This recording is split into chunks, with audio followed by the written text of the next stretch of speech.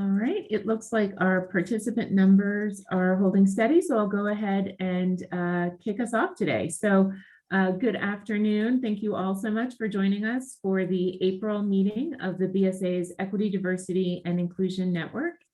Please note that with the exception of the discussion in today's breakout sessions, we will be recording today's meeting and sharing it on the BSA's website as a resource. Please use the chat function if you have any questions or comments during the presentation, and we'll make sure to have the speakers address any questions you might have. Today's meeting is the final meeting in a series that we've been running that are covering the topics of the AIA's Guides for Equitable Practice. While these sessions are designed to stand alone, if you missed any of the first 9 sessions and are interested in learning more, you can find those recordings on the BSA's website under the EDI Network's resources page. So today's agenda, we are going to just talk to you a little bit about the Guides for Equitable Practice.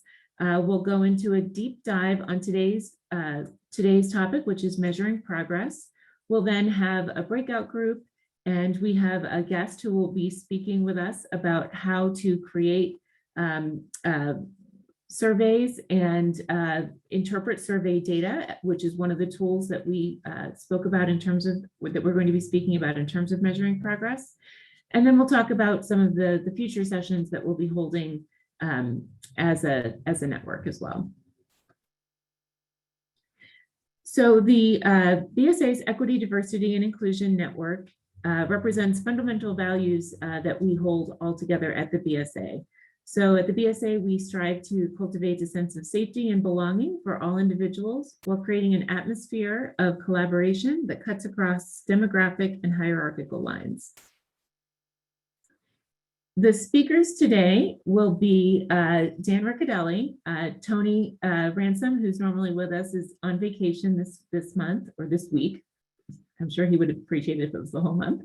And then we're also thrilled to welcome Janina Boyajieva with us today, who is the co-founder of the UNinterrupted project.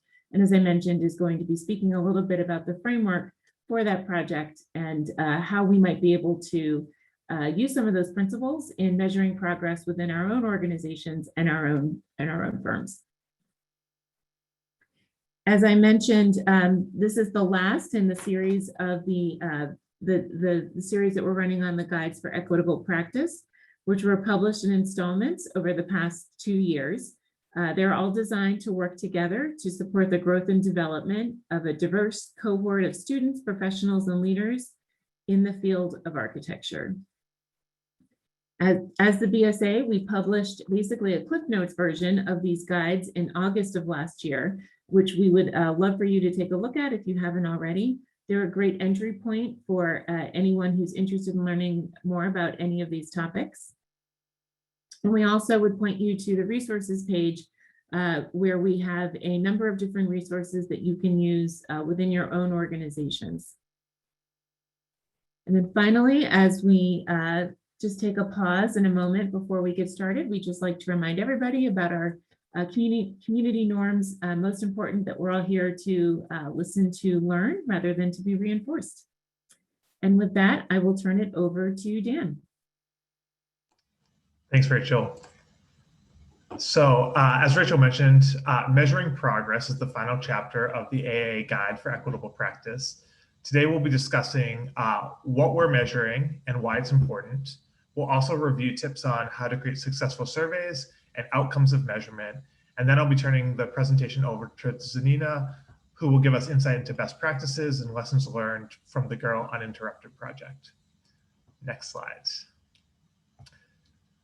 So most of us on this call probably know that inequality based on gender, race, and national origin is pervasive in America, and that includes within the design community. So when we talk about what we're measuring, the guide begins with the phrase, if you can measure it, you can manage it. Meaning that if we take stock of this inequality to properly address it, we can set goals and create measurable targets. I added an image from the AIA San Francisco's Equity by Design Council here, which looks at career path based on race, gender, caregiver status, etc.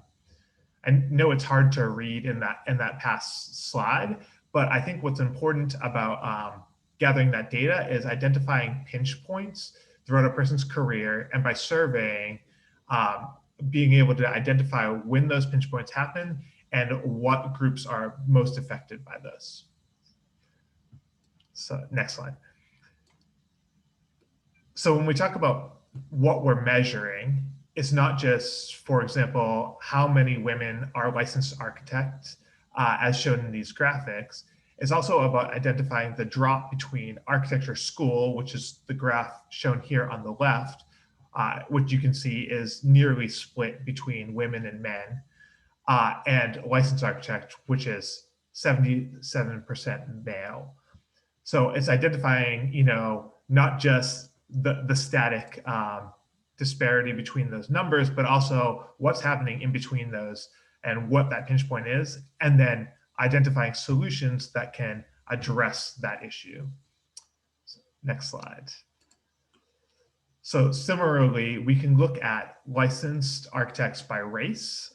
So the graphs here are showing on the left AAA licensed members by ethnicity, and on the right, the proportion of, this is just looking at Black architects, so the proportion of the population which is Black, and then also the proportion of licensed architects which is Black.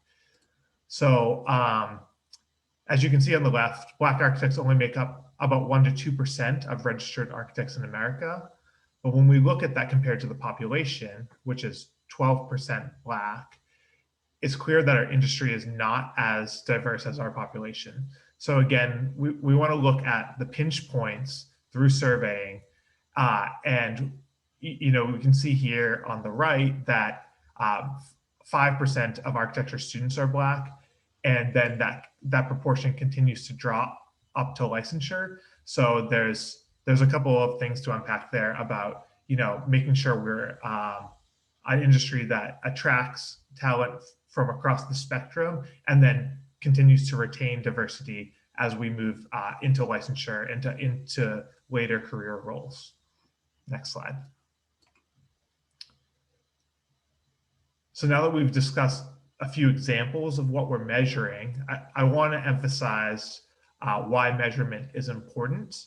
So I've put 3 points here. First, it's about establishing baselines. So metrics surrounding issues of EDI can establish these baselines to know where we are right now. And the guide points out also that if there's skepticism that issues of equity really exist, for instance, within a specific organization, that surveys allow for evidence-based studies of these issues, and can kind of be much more concrete about, okay, but here's the actual problem, and then we can start to design solutions. So next would be setting goals. So once we have these baselines, we can use them to look at the actual problems and set goals and targets for addressing those inequalities. And then last, measuring success. So, I think that one of the points that the guide really drives home is that once you set your goals and you've analyzed the problem, that if you keep surveying at a reoccurring basis, that you can use these same metrics and these same questions to understand if you're making progress and where that progress is happening, and then use those reoccurring results to kind of take stock and fine tune your initiatives and efforts to make sure that we're getting the right results for the work we're putting in. And so I put here a chart on the right, which is from NCARB from 2 years ago, which shows the diversity of incoming or people who are registered to take exams or part of the AXP program. And it's much more diverse than the industry is currently. And so I just want to emphasize that, making sure to support diversity is going to be even more important in the future, because as we talked about those pinch points, we have more diversity coming into our profession, and we need to make sure to support that so that it's not lost at a specific point in a person's career. Next slide. So next I want to talk about how to create successful surveys. So I put a couple points here. These are all from the guides, but specifically it's about, this first point, knowledge, is about being open-minded about the survey findings and making sure that you don't have preconceived notions that one problem is more paramount than another. Taking that qualitative and quantitative data and evaluating it for what it actually shows, and then using that to establish goals, as we spoke about. Next, making long-term investments of time and energy to continue to track those metrics, reoccurring surveys, to relook at initiatives to make sure that they're tailored to the actual issues of inequality. Next is sensitivity.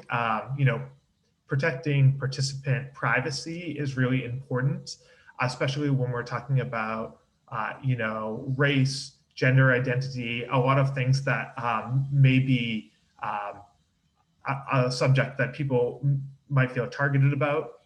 And specifically, the guide speaks about, if you're in a large firm setting or a bigger organization, that it's pretty easy to ensure anonymity for survey results. But if you're in a small firm where results could easily be interpreted to know who responded in which way, that you need to make extra steps to make sure that privacy is protected and that employees know how the data is being used, so that they don't feel as though they are being exploited. And then lastly, fairness, which is, we've talked a lot in this group, and I'm sure most of you have engaged in discussions about bias, but bias can easily work their way into survey questions. And those implicit or explicit biases or changes in tone or context of questions can impact the results and then skew what the answers are. So we need to carefully craft survey questions to make sure that they are unbiased so that we get results that are balanced. Next slide. So provided we create a survey, I want to talk about outcomes of a successful survey or successful measurement. So the guide mentions that when metrics are used to create positive change, they can enhance workplace culture and increase employee engagement. And that's, a good thing for employee satisfaction, for retention, all of those items. In addition, they can create career opportunities, specifically talking about diversity within the workforce. If firms or companies or organizations take survey results and develop initiatives to retain talent, to increase diversity, to support underrepresented groups, they will create greater opportunities for those groups and improve employee retention, as well as increase diversity within the organization. Next was transparency. So survey results that are openly shared with a group can create more credibility for the process, and also empower employees to help engage with these problems. And so the guide speaks about when organizations empower their employees to take the data and design solutions, that there's more engagement for that process. And then lastly, a reduction of bias. So, well-designed measurement tools, surveys can influence the bias of the EDI discussion. And as I mentioned on an earlier slide, if there's questions about whether this is really a problem here, this can be a way to be more objective about understanding the specifics of the equity conversation and addressing those in an unbiased manner.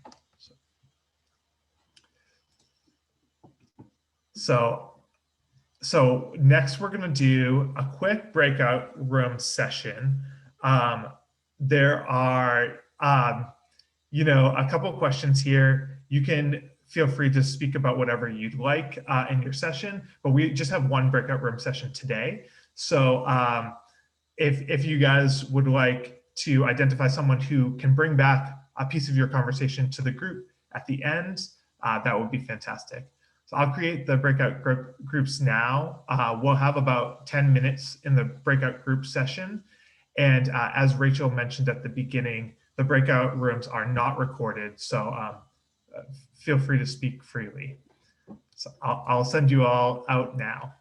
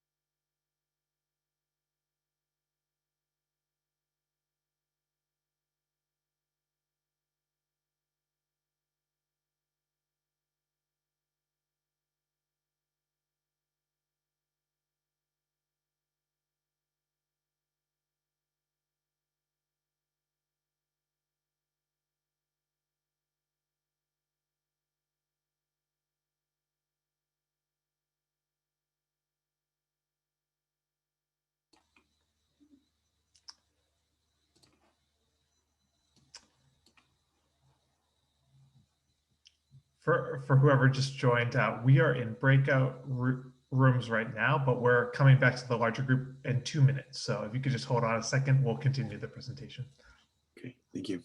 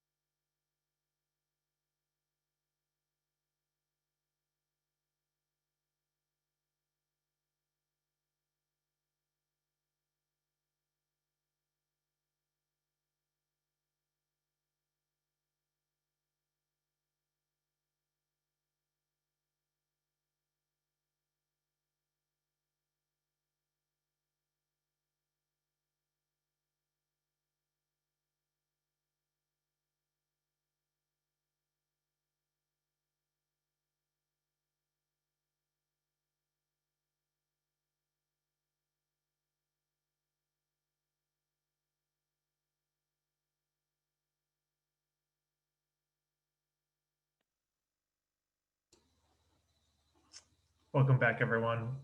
Just wait a couple minutes for everyone to come back to the larger group.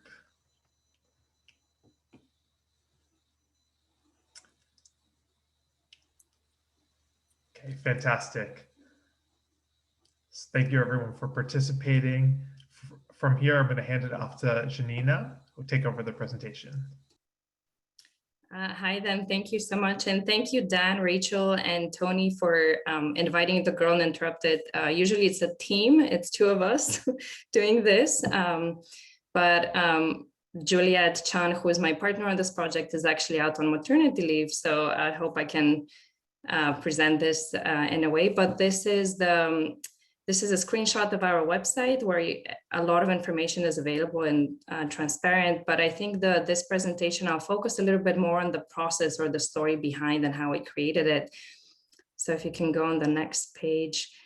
So this is Juliet on one side, and this is a photo from 2017. So that's when we started the project. And at that time, we were designers, I was pretty fresh out of school, really.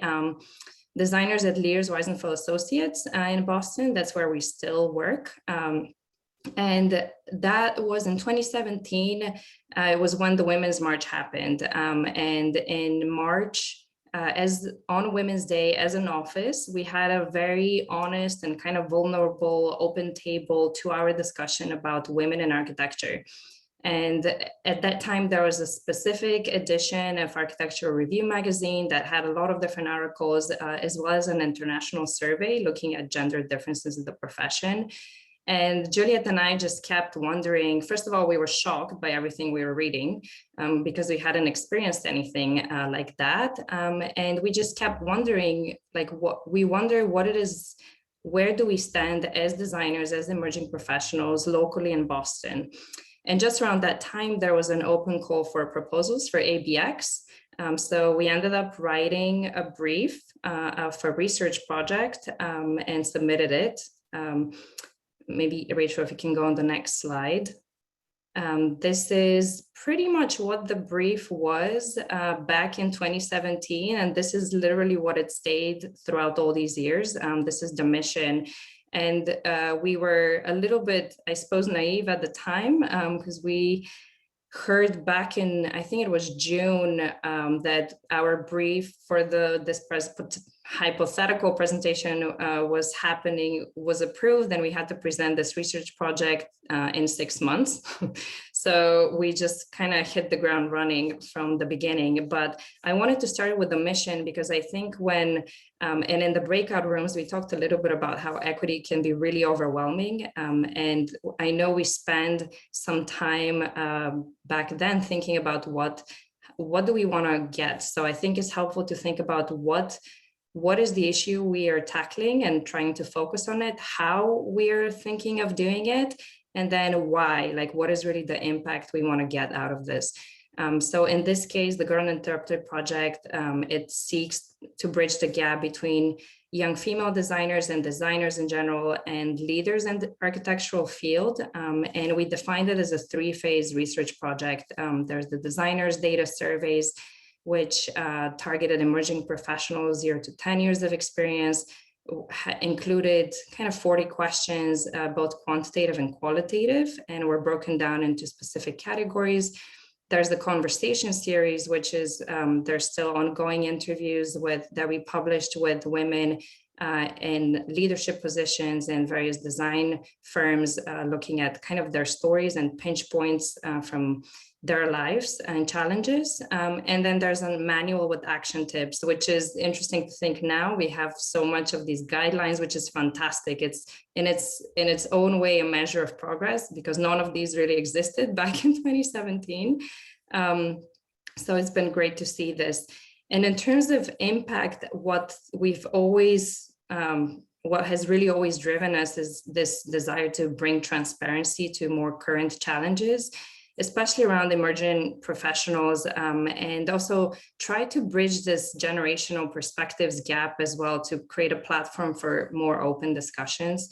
And we always thought of it as we're collectively really building a culture of equity in architecture, and we want to make sure that everybody, designers, can evolve with their full potential. So that's a little bit the framework of it. And if we go on the next page, just a little bit about surveys. So in 2017, we launched a survey in Boston, and after a lot of persistence in emailing, I mean, think about it, we were designers, we just started emailing a lot of people, and there was a lot of interest. So we managed to gather 533 responses, and the project kind of took off, and we were invited to run surveys in other places, the same surveys, in 4 other cities the following year. And you can see it was a lot more challenging being able to get that same participation in the other cities, but still we got some.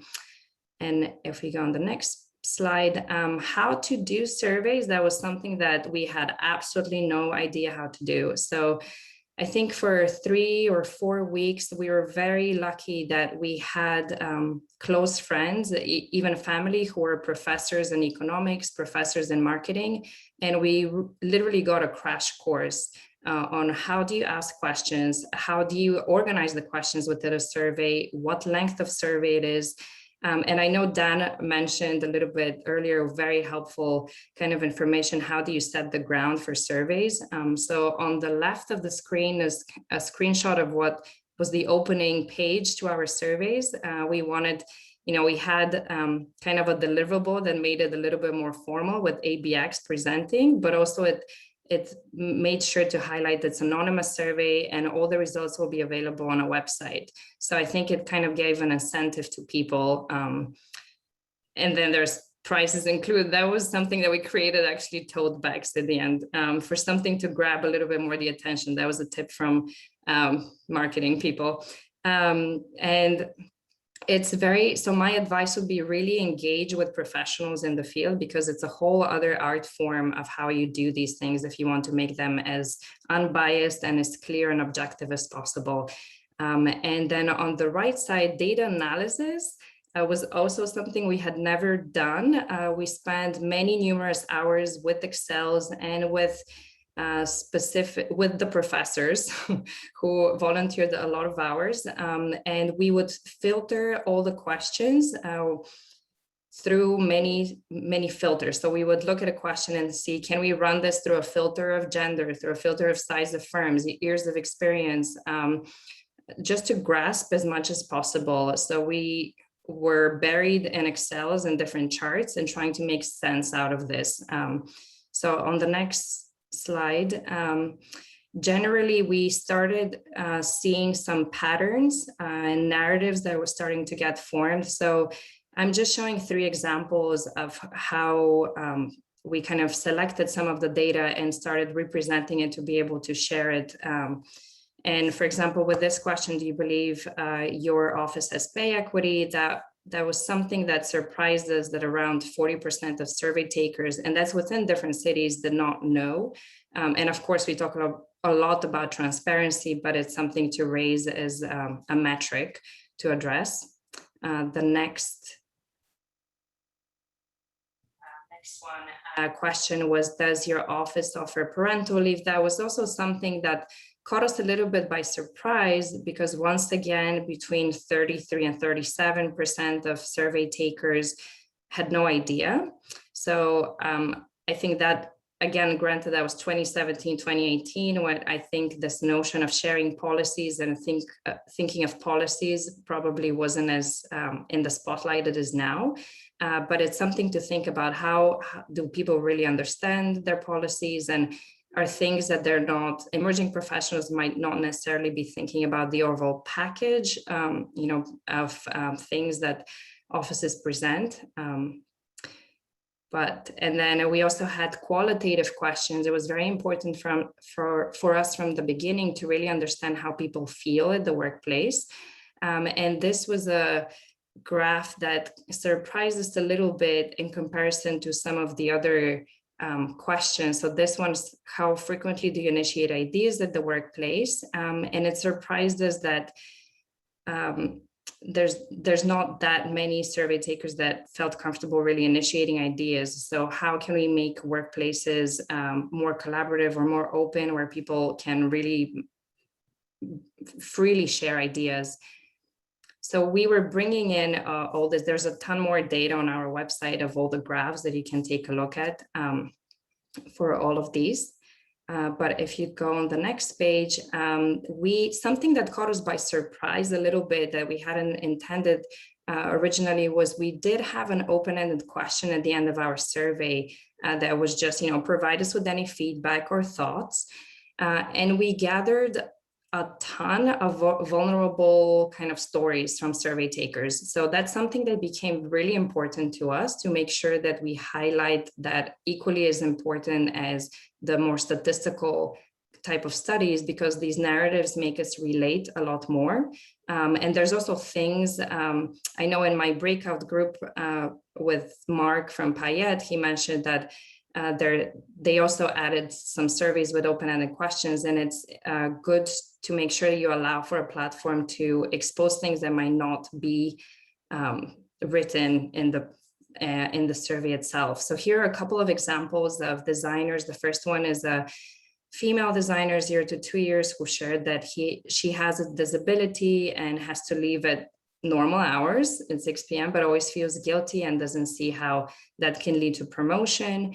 A male designer, 3 to 5 years of experience, shared that it became clear that the only way to have a promotion is to move to another firm, and it doesn't seem like it's the correct framework to be able to build good work environments and spaces. So thinking about these stories became equally important to us to make sure that we emphasize. And then on the next slide. Then I think a couple of years later, Sasaki reached out to us. They were a big supporter for our project from the beginning.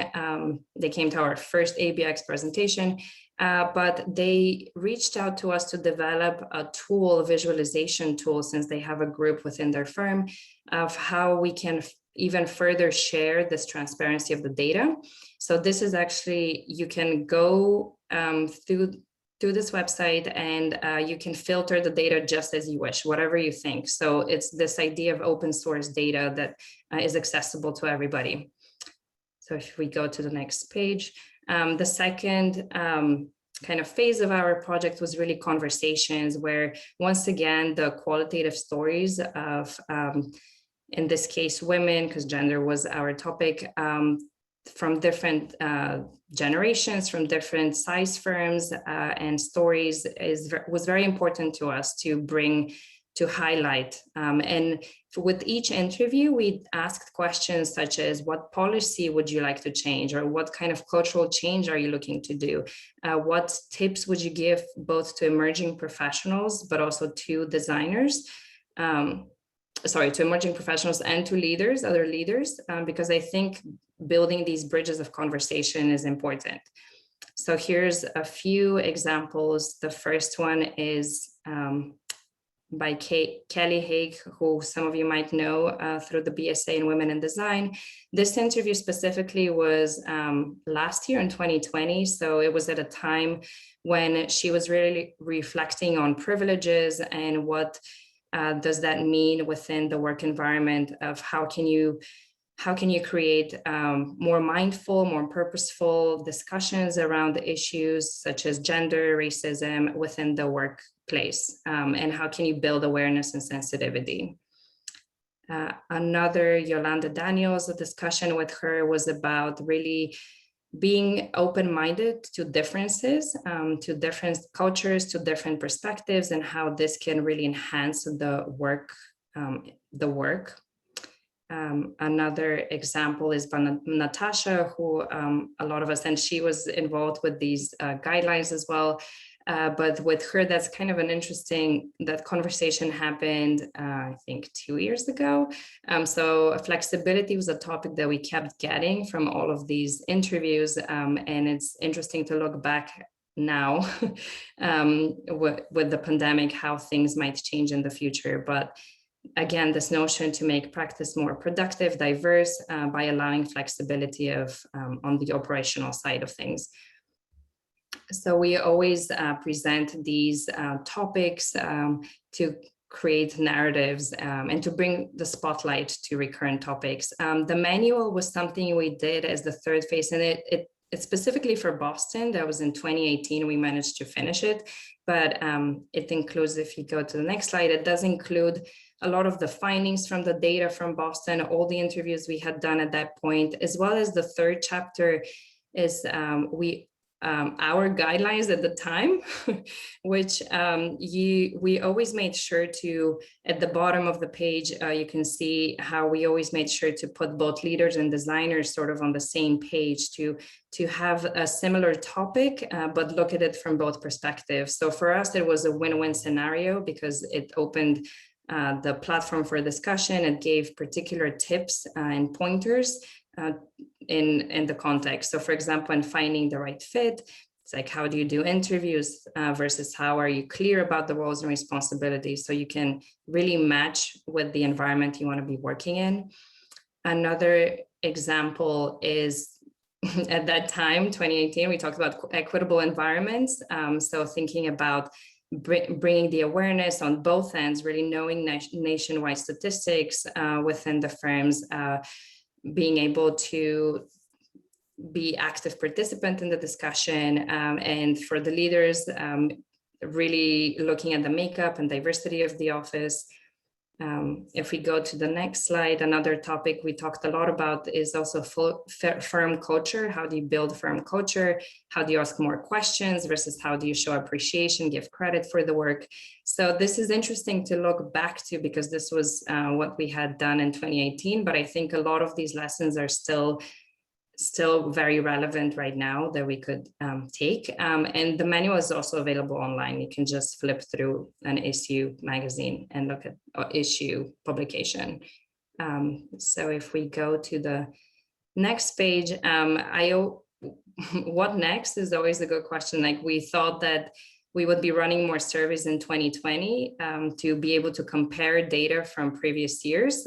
Clearly, the pandemic kind of hit at the time, so I think everything is a little bit in flux. So we're curious to see what it will happen in the future. But at the same time, I think it's important to think about consistently building awareness, something that Juliet and I were always, I guess we were on one hand really lucky that this research picked up and people were really interested in the topic, but we also always wanted to make sure we are available to share it. So we participated in various activities with children to make sure that we have kind of telling stories and showing children of the next generation about it. We always participated in local, pretty much almost every university event we've talked at national conferences, like AIA, SCUP, a lot of different venues to be able to build this awareness as much as possible, including we've given design lunches as roundtables at firms themselves, which has provoked, I think, a lot of internal discussions. So I think thinking about how can you share and again, collectively build that knowledge even more, just as like these series, which are phenomenal, is we're always conscious about. And we always end our presentations with a quote by Carol Wedge, who we had interviewed, one of the first interviews we ever published, "Don't be a bystander." So I think that really stood with us and still is, because everybody can take some sort of action. There's always something you can do. So I hope that this segment of a case study might have provoked more questions or more ideas. So I'm always, both Juliet and I are always very happy to answer any questions around this. Thank you so much, Janina. That's great. It's, I think, perfectly relevant for today's conversation to talk about all the work that went into that survey and the great results you guys have had. So we want to open up the conversation. You know, these are meant to be more of an open forum, these lunch talks. So we want to invite anybody to unmute and ask any questions of Zanina or of Rachel and myself. And we have some prompt questions if you're feeling hesitant to share, and do feel free to bring back anything from the breakout group today as well to the larger group for discussion, with the understanding that this portion is recorded. So.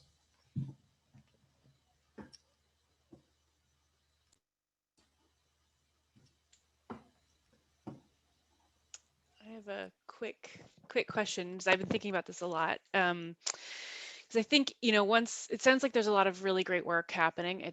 I've been admiring what you've been doing for a couple of years now, so excellent job. I guess my question is, you know, once we start having these conversations that become more commonplace in our firms, how do we start educating our clients? Because from the surveys I've seen and, you know, stories I've heard, you could have a really fantastic Equitable office and yet a client who is not so much. And I think, I don't know if there's been any discussions about that, and, you know, how do we really bring this education to our clients?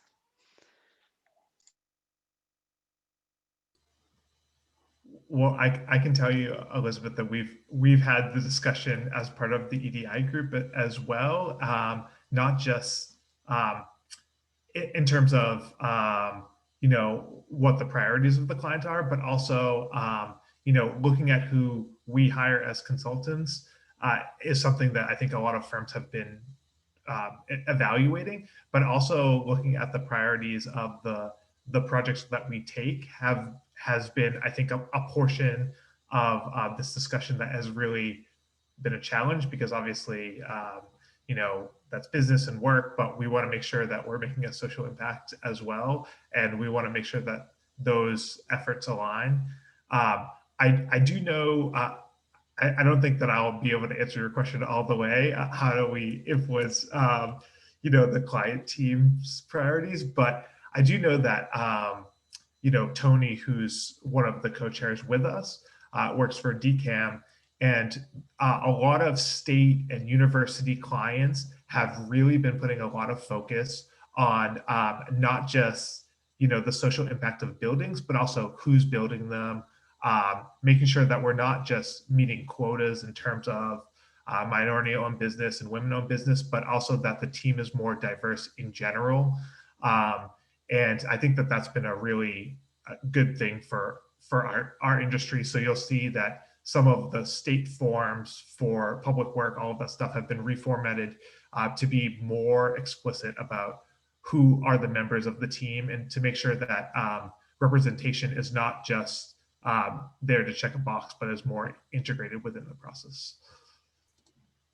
Yeah, and just to jump on that, that's exactly also, Dan, what I was thinking, that a lot of clients themselves are shifting a little bit to more towards that as a focus. And some don't exactly know how to define it very well. I've seen some of the forms that are not very clear about it, but I think a lot of those institutions look to the designers to be able to create some sort of a narrative and really be proactive in suggesting ways to look at this as well. So when you go for an RFP, for example, when you go to an interview, it's good to show, to emphasize what equity means and what a diverse team can bring on the table from the get-go. And certain things like the JUST label, for example, is something that's becoming, again, a lot more common and it wasn't a few years ago. So it's becoming more of a like, oh, okay, this firm has a JUST label. So it's setting some sort of a baseline, for example. I guess I can take it a little further too, because I'm currently doing some CA. So, how do we also educate the contractors and other subcontractors and partners we're working with? Because I think, some of the worst stories I've heard are surrounding, those types of interactions. So I don't have answers either, but I think it's just some questions I've been thinking about a lot. So. I do think that our EDI group within the BSA formed earlier than many similar efforts in other industries, and one effort that we've been thinking and developing is how to influence those allied industries, like you said, contractor teams, as well as engineering, consultant teams, all that. So certainly something that we've been thinking about how to engage with those conversations a little bit more.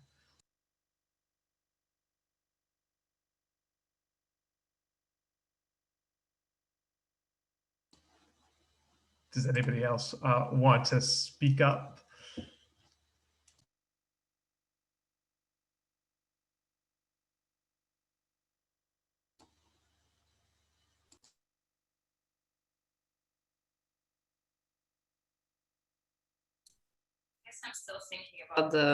I'm still thinking about the contracting and the CA, because I know it's such a specific task in its own to tackle.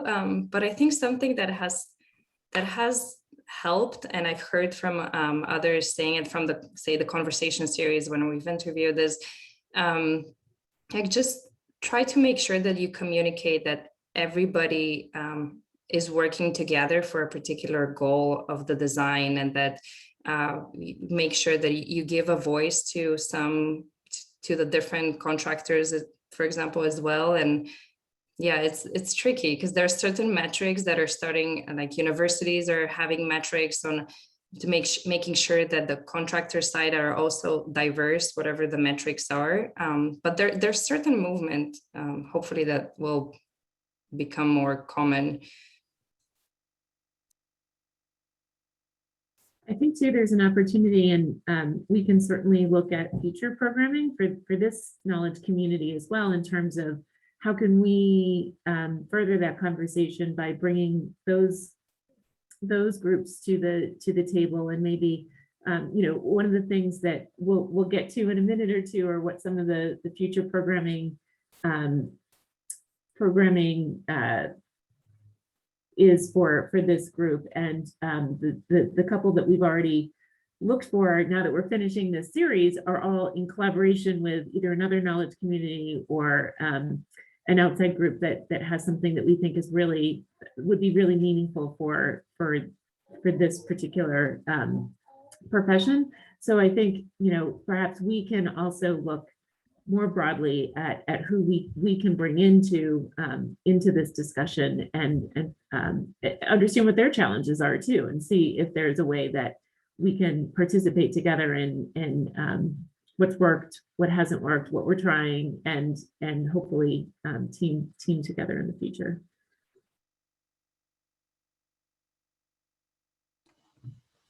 So with that said, we just have 5 minutes left, so we'll begin to wrap up. But please feel free to reach out to the EDI group or any member of this committee, or to the Girl Uninterrupted project if you have additional questions about any of the conversations that we had today.